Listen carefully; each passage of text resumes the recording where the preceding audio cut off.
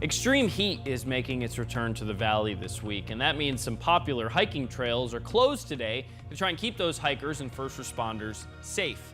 It's part of a new policy put in place by Phoenix Parks and Rec. The Team 12's Trisha Hendricks is live at the Piestewa Peak Trailhead this morning with a closer look at the closures as we learn more about the recent death of a hiker on a local trail. Trisha.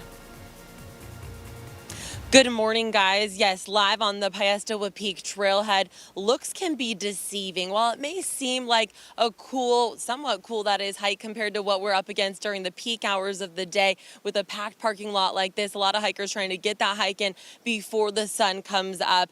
And temps can skyrocket fast without the basics like water, protective clothing, and sunscreen. Things can turn dangerous very quickly. Phoenix Parks and Recreation keeping tabs on the National Weather Service and its alerts this week with an excessive heat warning now issued for today and tomorrow. Under a new policy, Parks and Rec is restricting the Echo Canyon and Cholla trails on Camelback, as well as the trailheads here on Piestewa to hikers from 11 a.m. until 5 p.m. It's in an effort to keep everyone out of harm's way when we see these extreme temps.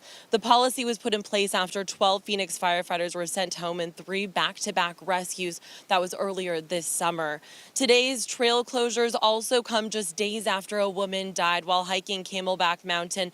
31-year-old Angela Tremonte was visiting from Boston. Phoenix police tell us she and a man started hiking at about 10 a.m. Friday without any water. At one point, the pair split up, and sadly, Tremonte's body was found 4 hours later. Investigators are not considering Angela's death suspicious at this time. Now, it's an important reminder to always bring water with you and to avoid hiking during the hottest parts of the day.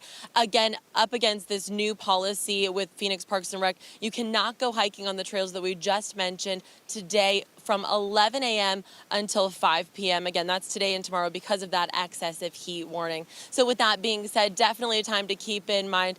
We are up against extreme heat warnings, nothing to mess around with. The power of Mother Nature is absolutely unbelievable. We're going to toss things over to Crystal Henderson with more on just how hot things are going to get today. Crystal?